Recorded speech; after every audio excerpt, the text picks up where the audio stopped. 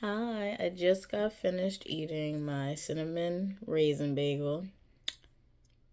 What else? Smoothie. The smoothie had pomegranate, strawberry, and pineapple in it. And I also had a hash brown. So what I realized is that they all three did not go together. The smoothie would have been fine with the bagel, or the smoothie would have been fine with the hash brown. But the cinnamon raisin bagel and the hash brown did not go together. Um, or maybe it was the smoothie, I'm not sure, but like I lost the taste of the cinnamon raisin bagel, so I had to just finish and eat it first and then eat the hash brown and finish the smoothie. So yeah, just me wanting to not eat all of our eggs because eggs are expensive. And so that's why I was trying to not add eggs to the meal. But next time I will, even if it's just one egg. But yeah, now I'm about to work. It's 12:43, hoping to work until 4 or at least 3:30. So yeah, I'll either check back in throughout or I'll just check back in when I'm done. Hi, this is a check-in at 7:58 p.m. I was just editing my Writer in the City video too. I posted the other one I think December of 2023. So yeah, I haven't done a Writer in the City in a while. But I don't always go to New York. And so Writer in the City takes place in New York whenever I visit because it's like Sex in the City. And so I had fun editing it. It was really nice. I edited on Canva. I did used to use CapCut, but I don't want to use it anymore. And so I'm using Canva again. Um, and yeah, it was just fun. I was enjoying it. I like this video. It'll already be out by the time you see this video. It is January, I believe, 22nd today. Yeah, I'll pop it up, whatever date it is. So yeah, I hope to get the video out tomorrow. Definitely tell me if you watched it or what are your thoughts and have you ever seen Sex in the City? I didn't, fun fact, I didn't until college. Um, I had a different mindset of what it was in high school, and so I didn't want to see it. And then something, I guess I didn't realize that Carrie was a writer, and so that intrigued me by like senior year of college, and I enjoyed it. And now I watch it every year. So yeah, that's how that went. And so yeah, I started a Writer in the City series, and I'm gonna keep up with it as much as I can. So yeah, video two's coming now, and it was fun. Yeah, I'll update later. About to make dinner. Chicken breast grilled and then potatoes. I cut the potatoes into like tiny cubes. And so gonna have that. So today I was eating breakfast and then on the floor I saw that my boyfriend and I had dropped a potato from last night or a little cube potato because I diced potatoes, that we didn't notice. And I was like, okay, God, I see. I'm going to vacuum the floor. I'm going to vacuum our living room. But I did not feel like walking to the dollar store, to the market to buy carpet cleaner. And I checked the closet and there was 2 cans. And I was so grateful because I was listening to God. Because on my to-do list today was to hopefully vacuum, and clean the house a little bit, plus do stuff related to my author business, plus shower, wash my hair, and all that. And so I saw by me picking up the potato that this was what I was supposed to do first. And I was so thankful that God said, you got carpet cleaner. It's okay. You don't have to go out. Because I didn't want to waste time going out and then miss doing something else I could have been doing around the house or for my business. And so yeah, I was so happy, so grateful. The living room looks better, the hallway's cleaner. Um, so yeah, just an update, giving thanks, but also just being productive. So yeah, I also looked at tabling events. I still do not have the money, but some don't seem open yet, so that's a good sign. So I can still hopefully save up in the middle of February and be able to send out for a tabling event hopefully for April, or maybe even March. I don't know. But also, I am looking for an agent for my children's book But maybe, just maybe, they could also be connected for my YA novels as well. So we'll see. I'm going to reach out to my critique group for my children's book to have them help me with my query letter and just anything else they may notice before I send it to this agent. So yeah, I'm just putting myself out there. Yay. I took my braids out and my plaits out, and so I just wanted a video of it before I washed my hair. Yeah, I like it. I need to do more of the braided or plaited and then take it out like 2 days later to see this style and to wear it more. But yeah, I like it. All right.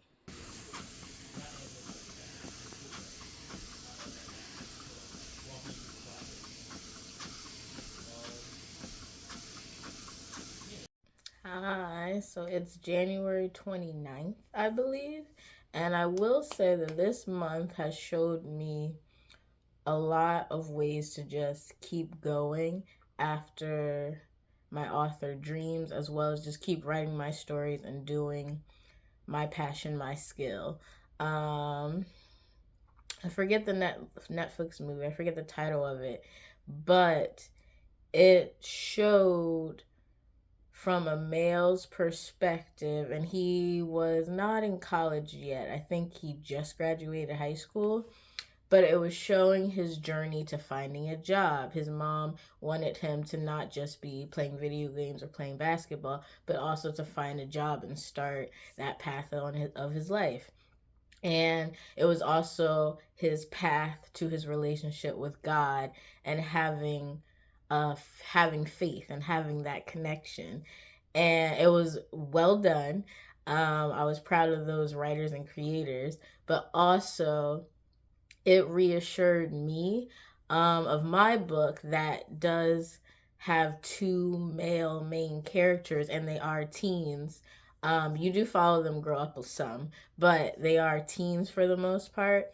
And it reassured me that I took the time to make it as realistic as possible. Yes, everyone is different and everyone has their own path and journey, but I needed that reassurance that because I am not a male, that I was writing it with care as well as to make it realistic and not cliches, not stereotypes. And maybe those still do fall in my book, maybe those still do happen, but I wanted the characters to feel real.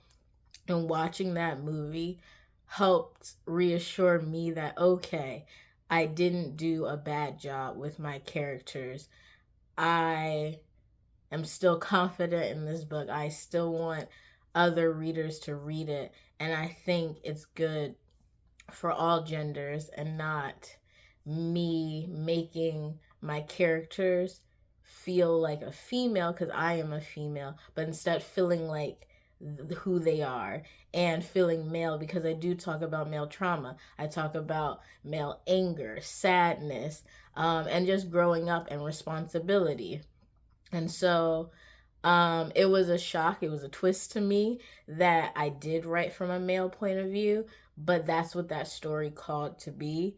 And I wanted to try to make it as clear as my characters wanted the story to be. And so that movie helped reassure me that I did fine. It's okay. Be confident in what I wrote. And so I was thankful for that. Number two, just yesterday, I was watching One Piece with my boyfriend. He is a big fan, and so I am growing into a fan. I have not always watched anime.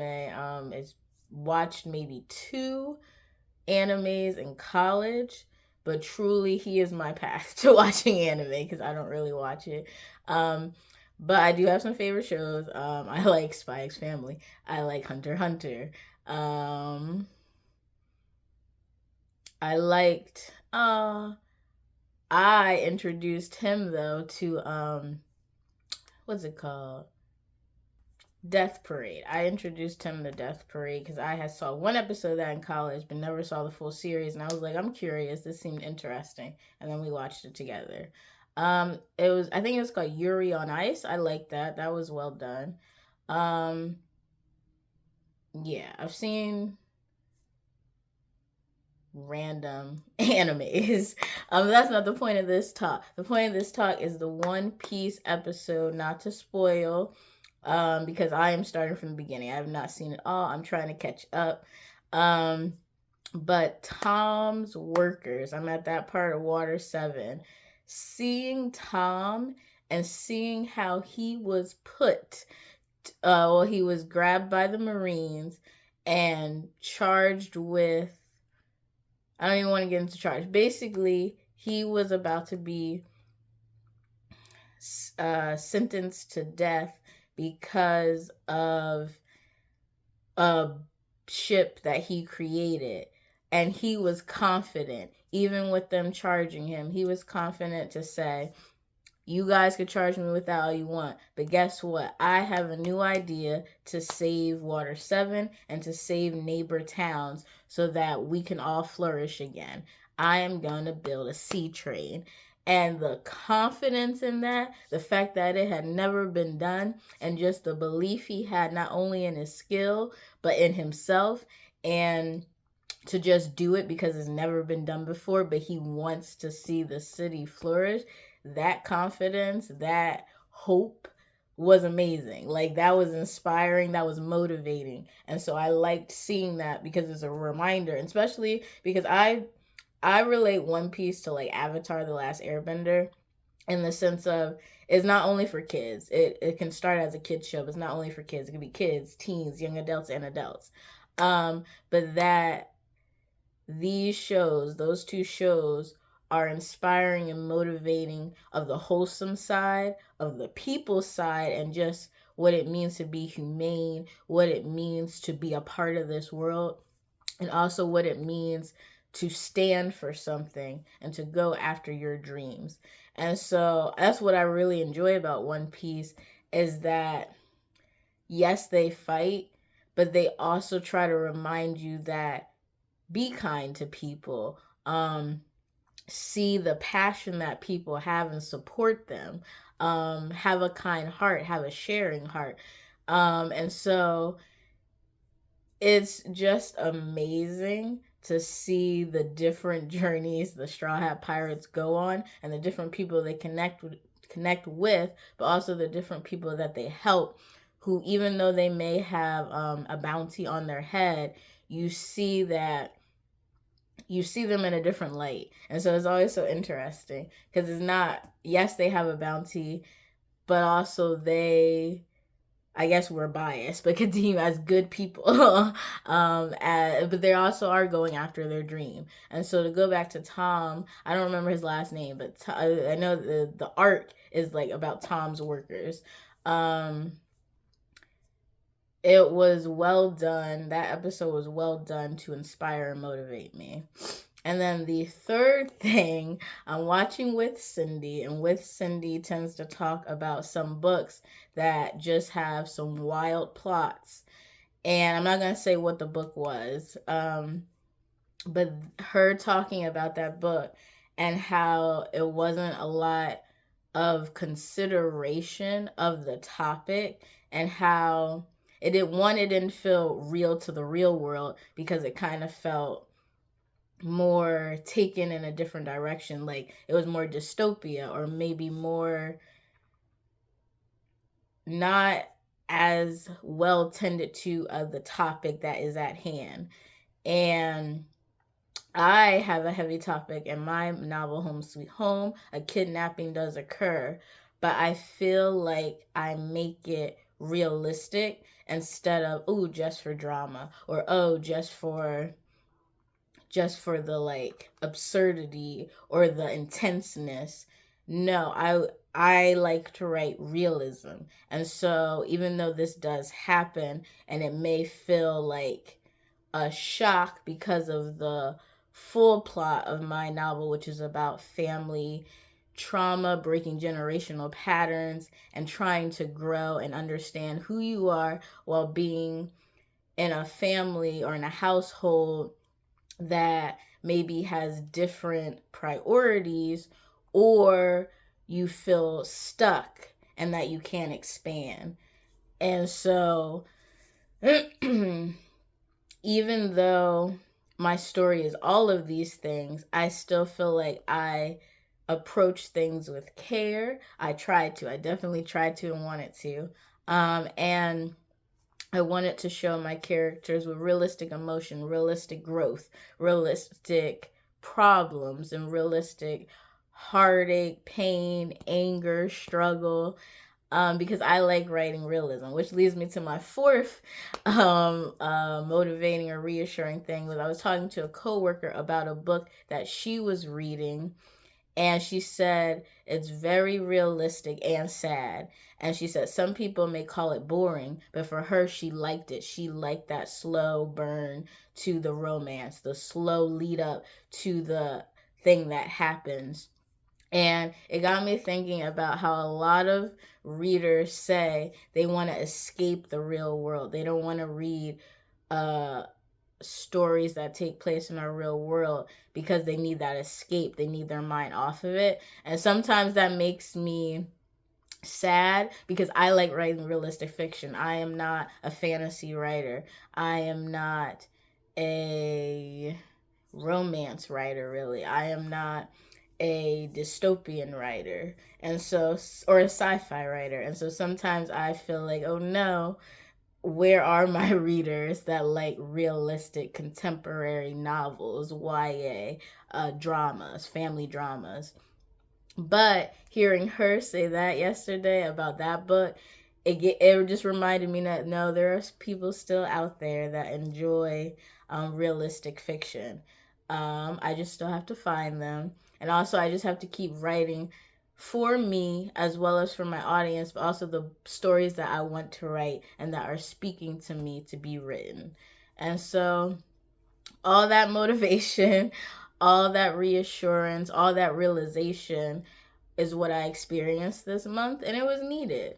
So yeah, I just wanted to share that because I technically did not have a closing for this vlog, and so I'm having this be the closing for the vlog. Kind of editing does it right here. So the point I was saying about that book that withcindy was reviewing was that if those stories can exist and still be put out in this world, so can mine. I can still write my stories and keep going because those stories and those writers are still putting in the work, time, and effort. So why not I do the same for my stories and for what ideas keep calling me? If you'd like to support me, I have a novel out, Home Sweet Home, like I said, and I also have a poetry book out, Stay at Home Calls for Poetry. Links are down below. You can support me by checking out my website, buying a poetry calendar that I have, or buying bookmarks so that you can add a poem bookmark or just a quote bookmark to your collection of bookmarks or inside to slide in your book. So thank you so much for watching, and don't forget, just write your story, and take care.